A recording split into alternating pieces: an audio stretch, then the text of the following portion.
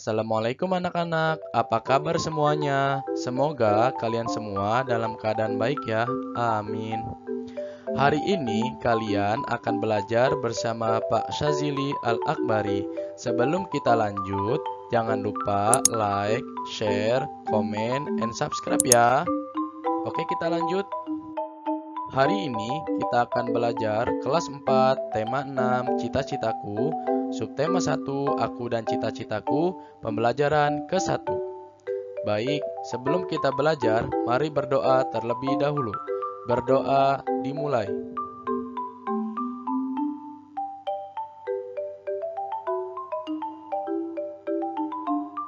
Berdoa selesai.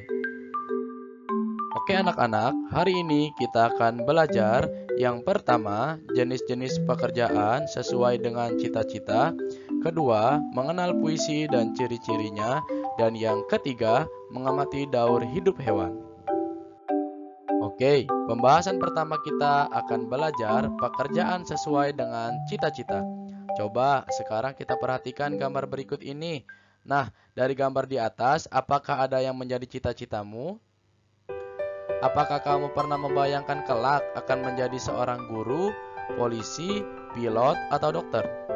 Tahukah kamu, setiap pekerjaan yang di atas memiliki kegiatan dan keahliannya masing-masing. Contohnya, seperti guru. Kegiatan utama seorang guru adalah mengajar di sekolah, memberikan ilmu pengetahuan kepada murid-muridnya. Kemudian, polisi. Kegiatan utama seorang polisi adalah menjaga keamanan dan ketertiban di masyarakat, misalnya mengatur lalu lintas. Seorang pilot. Kegiatan utama seorang pilot adalah menerbangkan pesawat dan membawa semua penumpang dengan selamat.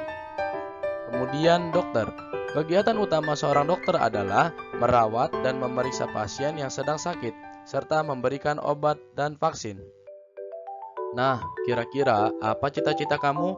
Mempunyai cita-cita merupakan hal yang harus kita miliki sebagai manusia. Itu tadi pembahasan tentang jenis-jenis pekerjaan sesuai dengan cita-cita. Sekarang kita akan membahas tentang mengenal puisi dan ciri-cirinya. Nah, sebelum kita bahas, kita harus tahu dulu apa sih itu puisi? Puisi adalah karya sastra yang berisi curahan perasaan penyair tentang apa yang dilihat, dirasa, dan dipikirkan menggunakan kata-kata. Ciri-ciri puisi ada dua. Yang pertama, memiliki baris dan bait. Kedua, memiliki irama dan rima. Perhatikan puisi berikut ini. Cita-citaku, anganku melayang ke masa depan. Aku ingin menjadi seorang guru. Guru adalah pejuang ilmu di garis depan. Guru tanpa pamrih berbagi ilmu. Aku akan berusaha mencapai cita-cita.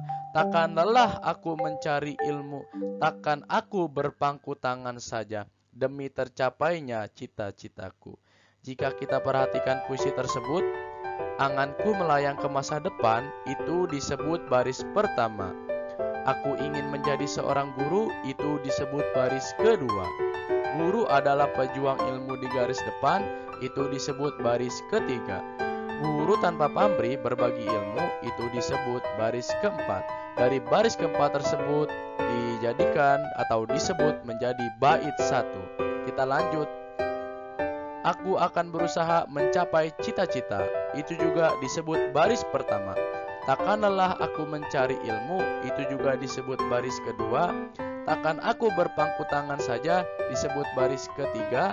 Demi tercapainya cita-citaku, itu baris keempat. Dari 4 baris tersebut disebut bait kedua. Bagaimana? Sudah paham belum? Oke, kalau sudah paham, mari kita lanjut. Apa sih judul puisi tersebut? Judul puisi tersebut adalah Cita-citaku. Berapa bait puisi tersebut? Ada 2 bait. Apa rima dari puisi tersebut? Nah, rima itu ada di bait 1. Rimanya adalah NU, NU. Bait kedua, rimanya adalah AU, AU. Apa sih Pak maksudnya? Nah, ini maksudnya Bapak akan kasih contohnya atau Bapak kasih tandanya. Nah, tandanya yang ada merah-merah titik ya. Jadi setiap di belakang huruf, di belakang kata itu menandakan rimanya. NU, NU, bait kedua AU, AU. Nah, sekarang kita akan membahas tentang mengamati daur hidup hewan. Coba sekarang kamu perhatikan gambar kucing tersebut. Adakah perbedaan dari kucing tersebut? Tahapan apa saja yang dilalui hewan tersebut? Coba jelaskan.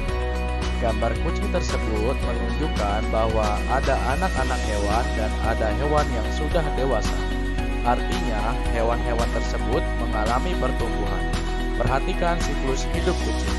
Pertama, dari anak kucing mengalami pertumbuhan dan perkembangan menjadi kucing muda. Selanjutnya, kucing muda mengalami pertumbuhan dan perkembangan menjadi kucing dewasa. Tahapan pertumbuhan hewan.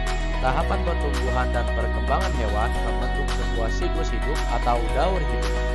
Hewan mengalami tahapan pertumbuhan dan perkembangan yang berbeda-beda.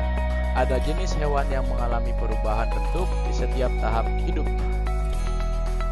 Contoh hewan yang mengalami perubahan dan tidak perubahan bentuk. Hewan mengalami perubahan bentuk. Contohnya adalah seperti kupu-kupu. Kupu-kupu berawal dari kupu-kupu dewasa, lalu kupu-kupu dewasa bertelur. Lalu telur menetas menjadi larva dan larva memakan daun menjadi kepompong. Kepompong lalu menjadi pupa dan pupa menjadi kupu-kupu muda, lalu kupu-kupu muda menjadi kupu-kupu dewasa. Hewan tidak mengalami perubahan bentuk. Contohnya adalah kucing. Kucing dari bayi kucing hingga menjadi kucing dewasa tidak mengalami perubahan bentuk. Nah, hewan yang mengalami perubahan bentuk dari awal telur sampai menjadi dewasa, jika ia berubah maka disebut metamorfosis.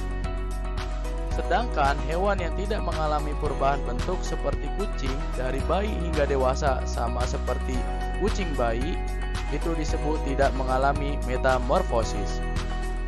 Tahapan pertumbuhan hewan. Hewan yang mengalami perubahan bentuk pada setiap tahapan pertumbuhan dan perkembangannya dinamakan mengalami metamorfosis sempurna. Sedangkan hewan yang mengalami perubahan bentuk hanya pada beberapa tahap tumbuh kembangnya dinamakan mengalami metamorfosis tidak sempurna. Contoh metamorfosis sempurna yaitu siklus hidup kupu-kupu. Dan ini adalah contoh metamorfosis tidak sempurna. Siklus hidup belalang. Siklus hidup belalang menunjukkan metamorfosis tidak sempurna. Mengapa sih tidak sempurna? Ya, karena dari belalang betina bertelur, lalu telur menjadi nimfa, nimfa menjadi nimfa muda, menjadi nimfa dewasa, hingga sampai dewasa sama saja bentuknya.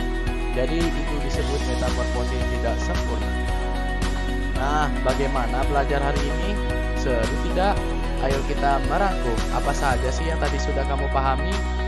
Tadi kita belajar yang pertama adalah mengenal pekerjaan dan keahliannya. Yang kedua, mengenal puisi dan ciri-cirinya. Dan yang ketiga adalah siklus hidup hewan. Semangat terus ya anak-anak belajarnya. Terima kasih.